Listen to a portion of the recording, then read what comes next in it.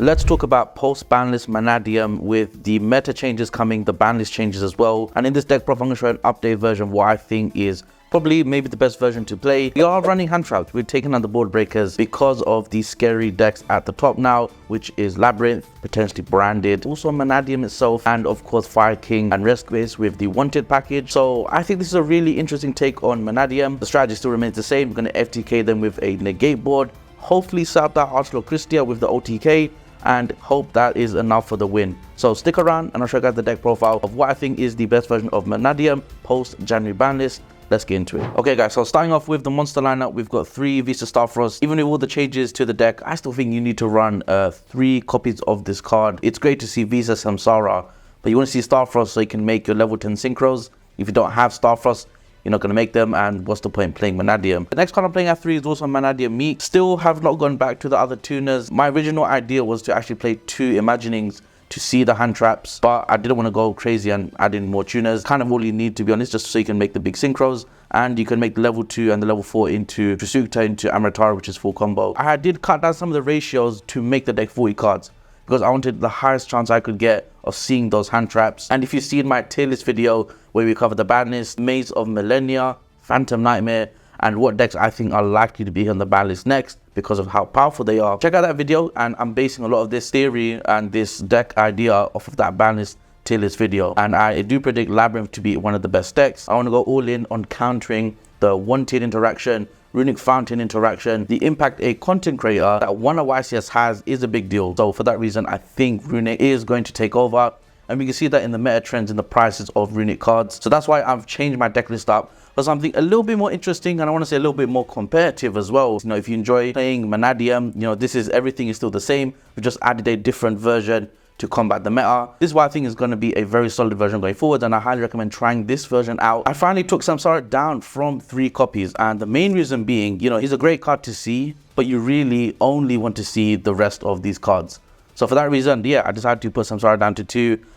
You'll see later on in the Mannadium Spell and Trap section, I've changed some ratios there as well because of the reduction of Rykart to 2 and Samsara to 2. So yeah, let me know what you think about it in the comments down below. How is your Visa Samsara ratio? This card is actually very controversial. In every deck profile I do address that, and I do just, you know, just from general feedback, people who like the deck, people who saw me at YCS Bologna. Coming up next are the non-engine cards, which are going to help us win games and sometimes be the really all you need to win that game. These cards like Fenrir, Scarecrow Kashtira even, which is actually a combo star as well. We've got Ghostbound Haunted Mansion, and we got 3 Ash Blossom and Joy Spring.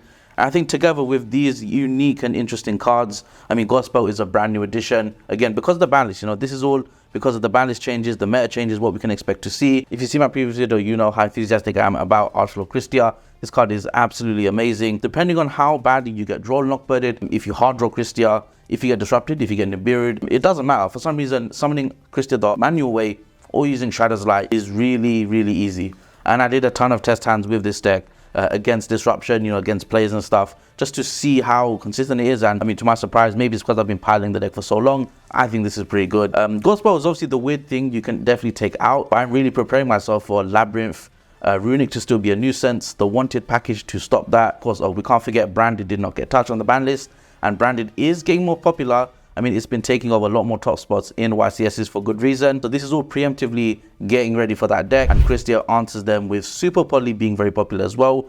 It's a no fast removal, which people don't really have to put much thought into. All they ask you is what attributes are your cards, what types are your cards, and your board is broken. So that's why I'm still playing the Kristya in the main deck as well. The Zoo Poly is a main deck card. If people are concerned about Shadow's Light going second, again, I have another deck profile where I go more in depth into that. It was my YCS Bologna profile, which has not been impacted by the ban list as well. So definitely go check that out. If you're really concerned about Gospel, you can swap it out for a Imperm. It's entirely up to you, but this is what works for me and what I think is really, really solid, and probably what I'll be playing in tournaments going forwards. One cool interaction you can do with Kashtira Fenrir, if you didn't know, is you can search itself with its effect.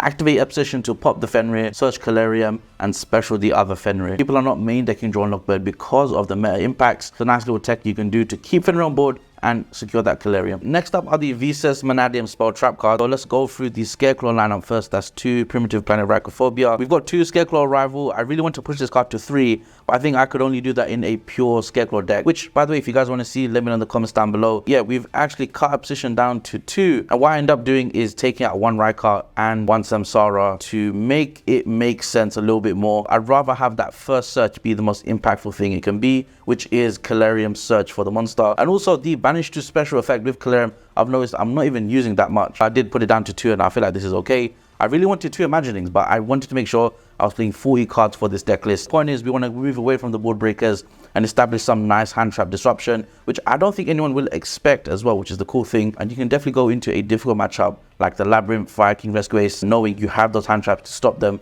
at the choke points. I also realized that in these combos that I do, 9 times out of 10, if I do full combo, the opponent simply scoops.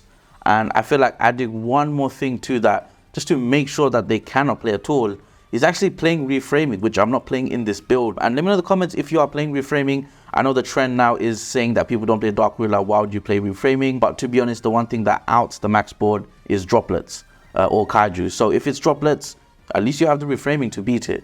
So that's why I think you might still need to play it. You might find it strange that I'm not running Terraforming, and it's just another thing to not play into Draw and Lockbird. If I can Gold Spell with Sanctifier, I'm feeling good about that game, and I can probably win that game. If I can Ash Spell, if I can Ash Brand Diffusion, if I can Ash or Belle Big Welcome, if I can Belle or Ash Runic Fountain, that's the big one. I think that's going to secure me the game for an easy OTK. Moving on to the extra deck, we are playing, of course, the Synchro package. Trisuta, Amritara, Gimma, Bisu Dispar, Baron de Fleur, and Crimson Dragon. I still really like Gimma, and I think Runic is still going to be extremely popular. I mean, of course, with Gimma, you do run the risk of not seeing a War Tuner, and you can't summon it, basically. I really want to go back to Mannadium Prime Heart.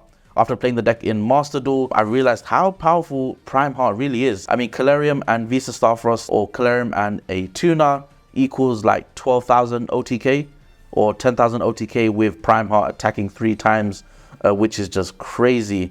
And it's so easy to pull off in a deck where everything is searchable. Visa Amrita and Trisuta are your playmakers when you get disrupted. That's how I like to play these cards. And you do sometimes tend to leave Amrita on the field. You can even play cards like New World Amrita. With Amritara, you can search it, and then you have a Branded Regain on steroids, shuffle back all the cards so you can use them again.